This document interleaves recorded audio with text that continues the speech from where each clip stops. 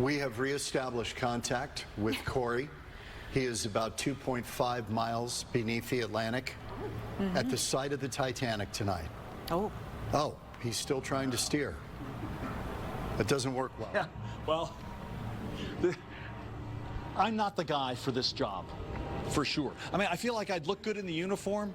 There's a lot of math. Iceberg, An awful right lot ahead. of math. Iceberg. Right ahead. You got it, Tina. Yeah, and they knew about the ice, and Jessica Sanders with us again.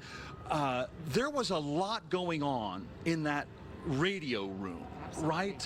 Even though all of this ice was out there, they had the radio men had some other responsibilities. Tell me about that. Absolutely. The telegraph operators were employees of the Marconi Telegraph Company. So they didn't work for White Star? They did not work for White Star Line, and so their priority was to get those first-class messages out and transmitted across. So so all the hot shots could say, hey, I'm out in the middle of the Atlantic. I'm sending you a message. It's never been done before? Absolutely. Gotcha. Hold on. So as they are trying to furiously send out these messages, these ice warnings are coming in. And so some of them just didn't get prioritized. Some of them didn't make it to the bridge. It wasn't for lack of warning. It was just they weren't acted upon. Boy, when all of that, as I've heard it say about air disasters, you know, little things, when all of the holes in the Swiss cheese line up, then the disaster comes. Well, what a great replication of that radio room, and looks like we're already taking on water here. Absolutely. So those same telegraph operators that were trying to get these messages out, and in some cases ignoring the ice warnings, were also the same that started sending the distress signals to the very end. Boy, well, and thank goodness they stayed to the end, because it was the Carpathia was the primary rescue ship, correct? Correct. So the Carpathia came to the rescue. The Californian, after being told to shut up and stop sending messages, they shut down for the night and they went offline. Wow. Well, this is a very fascinating room that we're seeing now.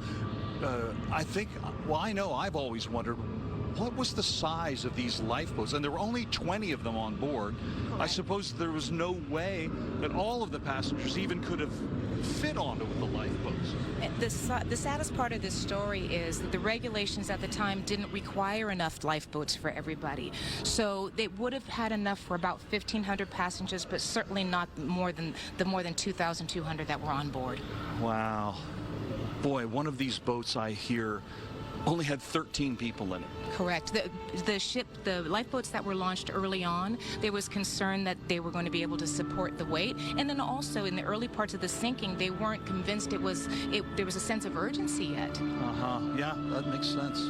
Well, next time we get together, we're going to be able to get a virtual reality experience, which is another fascinating feature of this entire immersive voyage. But it's all happening, once again, here in the Galleria, which is at 5th Avenue and Scottsdale Road. Easy to find. Plenty of parking all around the downtown area, but bring yourself on in. And the website is? expo-titanic.com. Very good. All right. Well, come see us. John, Tina. Right. John, I think you would have been a noble passenger. You would have been dressed to the nines.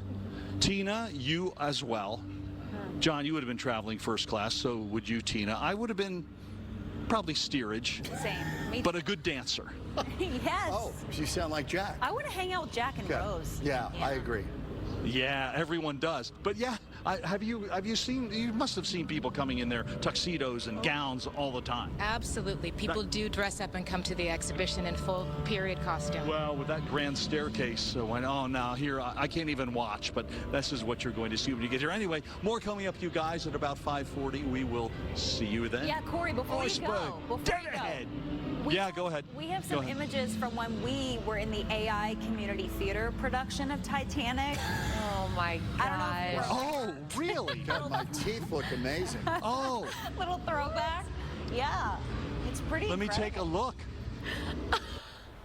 You guys look great. It's frightening. Look at that. I feel like John is actually taller than Corey, so maybe it should be the other way around. John was on. He's also grabbing my breasts, which really is troubling. You're not wearing a dress like Rose did. No, Yeah. John had a Oh, pencil look skirt at on, this. but Wow. It was harder to kneel. Oh, Tina, when our eyes met on that staircase, I thought, I wish the maids weren't here. Oh, there's Corey. Wait, is that Who Corey? is that? Oh, Corey's Is that in Corey? steer. That's Corey in steerage. Corey with a beard? Yep. What did I tell you? I knew I'd end up in third class. Oh, Eric, Is that me? Yeah. Yes. I look like James Bond. I'm liking this. Wow. Oh my gosh. This Are is we getting on a really boat? Impressive. We're wearing life This is vests. good stuff. We probably survived. Yeah, I Erica, would you look think. great.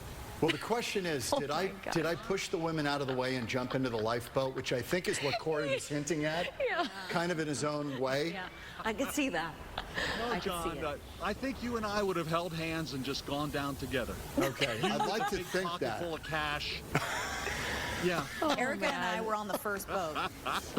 First boat out. Thanks of for it. the hard work, promo department. Whoever did that, that was Yeah. great. Very That good. was funny. AI Very hard at work. funny.